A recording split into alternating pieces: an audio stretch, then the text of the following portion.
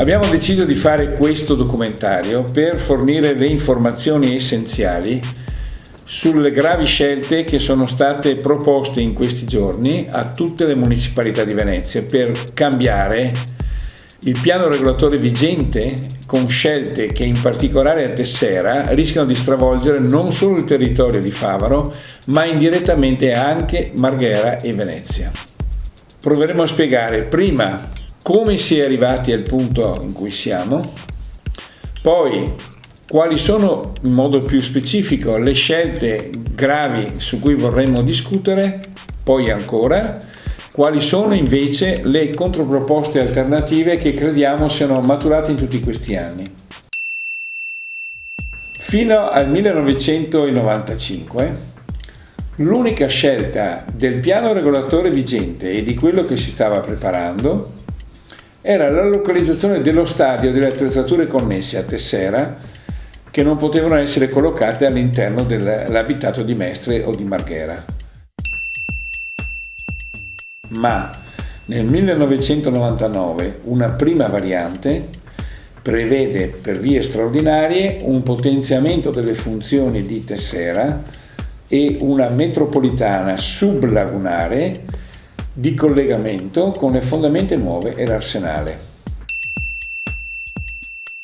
Ancora nel 2004 la Regione fa un piano di trasporti regionale in cui prevede di dover comparare 3 ipotesi per il potenziamento della ferrovia, o lungo la linea di Bivi, o lungo la ferrovia per Trieste, o lungo la Gronda Lagunare, 3 ipotesi da approfondire e comparare. Già nel 2004 però il Comune fa una variante, raddoppia le aree dello stadio per costruirlo non con i soldi del credito fondiario, ma con i soldi di una grandissima speculazione. Raddoppiando le aree si possono vendere per varie attività di cui la città non ha bisogno, che dovrebbero servire per lo stadio stesso, appunto, per un nuovo casinò e per un mega albergo del casinò.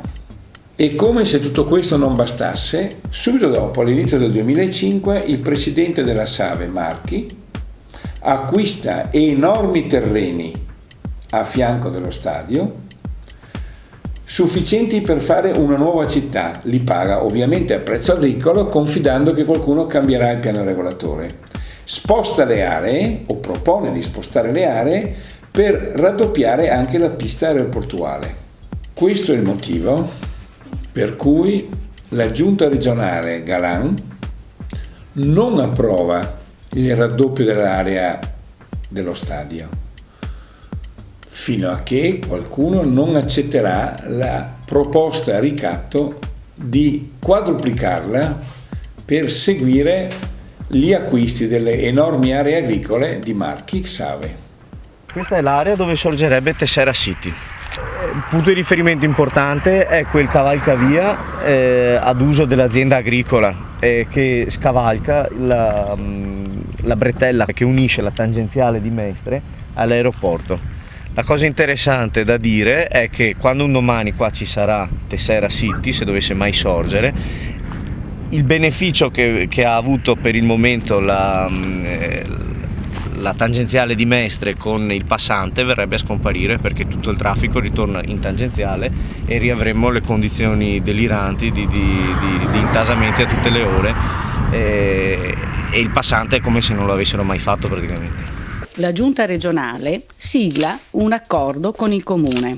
La giunta Galan e la giunta Cacciari decidono di spostare lo stadio, la quadruplicazione dell'intera area, il raddoppio delle piste aeroportuali e, ancora, la sublagunare e l'alta velocità. Naturalmente il vero, reale obiettivo di queste infrastrutture è quello di far decollare la grande operazione immobiliare speculativa. Tra il 2007 e il 2008 si conclude l'accordo per cui l'alta velocità non deve più comparare le alternative, ma va senza discutere direttamente a fermarsi all'aeroporto e a Tessera City. La sublagunare viene approvata dalla via regionale con la foglia di fico di moltissime prescrizioni che fingono di risolvere i problemi, e la variante che quadruplica l'area viene fatta presentare a due privati, due società immobiliari, una del Casinò e l'altra della Save, con ratifica successiva alla fine del 2008 del Consiglio Comunale. Tutta questa mega operazione si blocca solo perché la procedura è illegittima. Si ferma quindi in Commissione Salvaguardia e in Regione di fronte a una richiesta di verifica giuridica e a un esposto alla Procura della Repubblica. Ora si pensa di far rientrare questa operazione speculativa immensa, illegittima, nella legittimità, inserendola nel nuovo piano regolatore della città, chiamato piano di assetto del territorio, all'attenzione oggi di tutte le municipalità del comune. Vediamo in dettaglio le scelte principali di questa immensa operazione. Le aree previste vigenti di proprietà pubblica già in mano al comune per fare lo stadio vengono quadruplicate. Si aggiunge cioè alle aree pubbliche altri 500.000 metri quadri di terreno agricolo, tenuto così dal piano vigente, nel nuovo piano diventano edificabili. Queste aree significa milioni di metri cubi di nuove attività alberghiere, commerciali, di uffici, di cui la città non ha nessun bisogno in quelle aree. Serve solo per legittimare l'enorme aumento di valore dei terreni e la costruzione in alternativa a Mestre, a Marghera e a Venezia di nuovi insediamenti, avendo comunque a fianco una enorme analoga area adese già urbanizzata, con strade, fognature, lampioni di illuminazione pubblica pronti, ma senza che vi sia alcuna domanda e bisogno di edificazione. Gli alberghi sono già sovradimensionati, le case e gli uffici già costruiti a Mestre e a Marghera non vengono venduti, migliaia.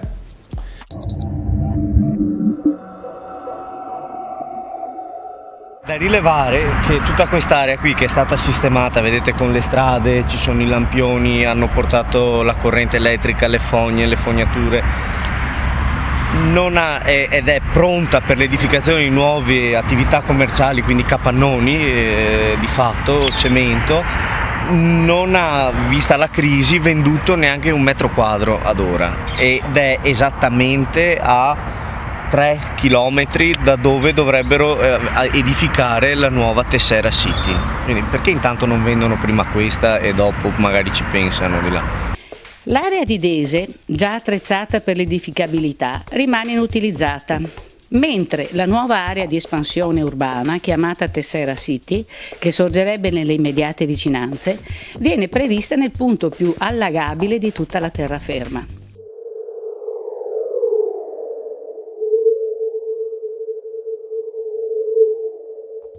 La nuova città, quindi, sarebbe già allagabile in partenza, il più grande rischio idraulico di tutto il territorio.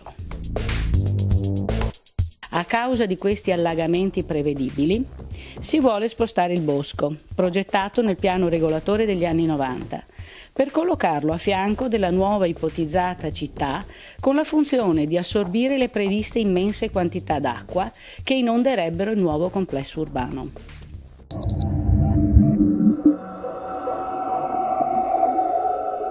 Quella è una torre medievale, è un reperto qui di Dese, lì è il centro proprio della cittadina di Dese, e lungo questo argine, questo fiume, peraltro anche abbastanza pulito, si pesca, è molto ricco di fauna e di vegetazione, si arriva al bosco Ottolenghi, proprio il bosco di Mestre, quello dietro via Casolaro, che è un polmone in effetti per la città, però il nuovo bosco che doveva essere in quella zona verrà spostato invece qui per fare da foglia da fico all'edificazione di questa nuova città che abbiamo visto prima, avrebbe qua come confine in pratica.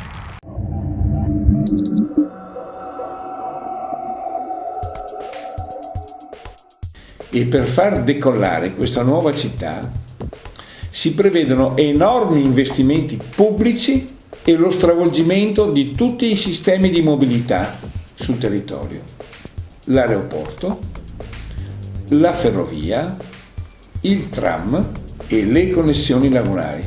In questa grande operazione l'area già di proprietà del comune dello stadio viene ceduta e viene spostata per lasciare libero un enorme spazio del territorio per costruire la seconda pista aeroportuale. Non si sviluppa quindi il sistema aeroportuale non solo con Treviso ma con Ronchi assolutamente sottoutilizzato, ma si punta a raddoppiare l'impatto già oggi pesantissimo dell'aeroporto esistente. E si stravolge per questa operazione anche il sistema ferroviario. Non si potenziano le linee esistenti, ma si fa una nuova linea, in parte in sotterranea, in parte con enormi viadotti, con enormi spese, con enormi impatti sulla gronda lagunare, sulla zona della Viania, sulla zona archeologica di Altino, sulle zone più delicate della gronda lagunare con i fiumi dell'Osellino e delle situazioni che sono ultra vincolate, ma in qualche modo si pensa di bypassare i vincoli esistenti. Oltretutto portando l'unica fermata dei treni internazionali non più né a Venezia né a Mestre, ma avendo il baricentro del Triveneto, chissà perché, all'interno di questa operazione Aeroporto e Tessera City. In questa situazione non si dà priorità alla realizzazione del sistema ferroviario metropolitano regionale già previsto per servire l'aeroporto, ma il tram, anziché andare all'ospedale o lungo la via Milanese, andrebbe da Favaro a Tessera, seguendo 4 km di campagna aperta, preparando il terreno per nuove urbanizzazioni. Dopo la campagna, il tram, arrivato a Tessera, si infila sotto la laguna. In un'unica tubazione va a raggiungere sott'acqua Murano, le fondamenta nuove e l'Arsenale. E nel nuovo piano si prospetta l'arrivo fino al Lido. Il progetto di questo mostruoso tubo del tram, largo 12 metri, che cammina sotto la laguna, impatta con il Caranto, lo strato impermeabile che costituisce il sottosuolo della laguna veneziana, e con effetti probabilmente disastrosi con tutte le falde acquifere esistenti, nonché con possibili bolle di metano ivi confinate. La condizione dettata dai Vigili del Fuoco per rilasciare l'autorizzazione alla realizzazione di questo progetto prevede 4 risalite di 20 metri che, in caso di emergenza, raccoglierebbero i passeggeri del tram su una sorta di zatteroni sopraelevati, ai quali si accederebbe con vaporetti salvagente. A questo impatto ambientale esteticamente spaventoso si aggiungerebbe lo stravolgimento dell'area delle fondamenta nuove. Infatti, la fermata del tram dovrebbe essere sopraelevata per non venire invasa dall'acqua alta e riverserebbe così migliaia di persone nelle strettissime calli adiacenti.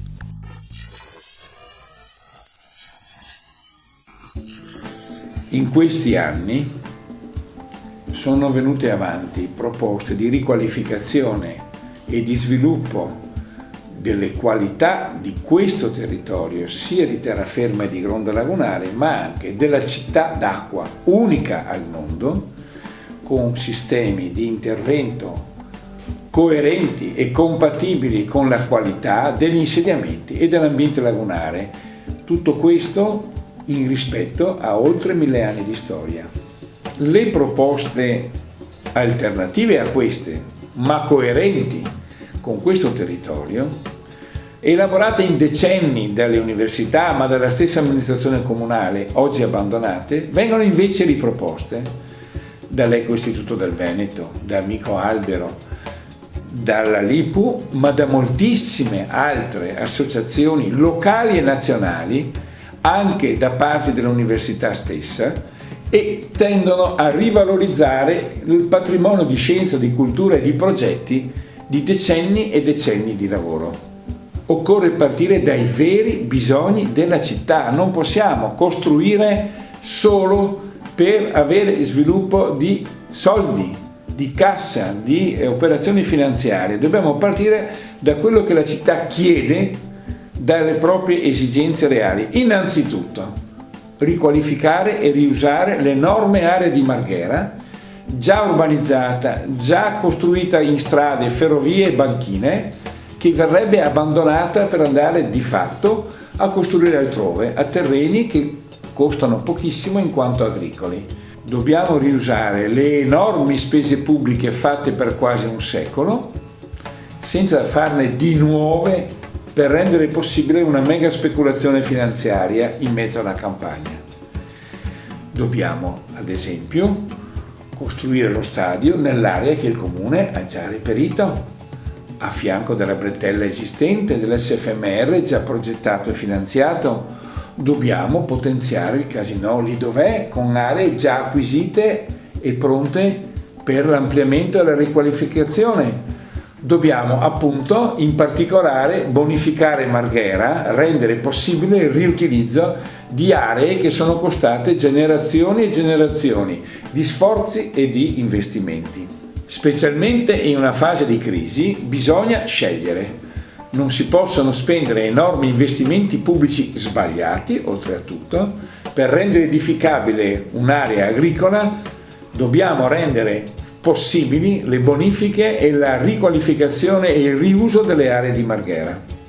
Per quanto riguarda l'aeroporto, razionalizzare e potenziare significa usare al meglio la situazione attuale, che può arrivare a quintuplicare i trasporti da 7 milioni fino a 35, come con un'unica pista dimostra l'aeroporto di Londra.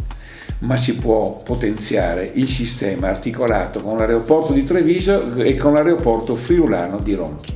La linea della TAV con la fermata a Tessera City avrebbe come conseguenza la costruzione di un nuovo tracciato in gronda lagunare, anziché razionalizzare e potenziare i sistemi di gestione delle linee su rotaia già esistenti.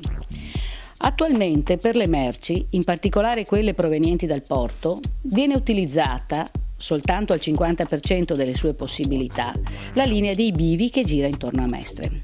Si aggiunge che il progetto dell'alta velocità prevede un percorso in trincea sulla gronda lagunare, con evidentissimi rischi a causa della presenza in questo sottosuolo delle sostanze altamente inquinanti confinate sotto il parco. Ben altro si può fare se viene razionalizzato, riqualificato, potenziato ed eventualmente raddoppiato l'attuale percorso della ferrovia verso Trieste, senza alcun bisogno di andare a distruggere nuovi territori di grande qualità e risparmiare così ingenti somme di denaro pubblico.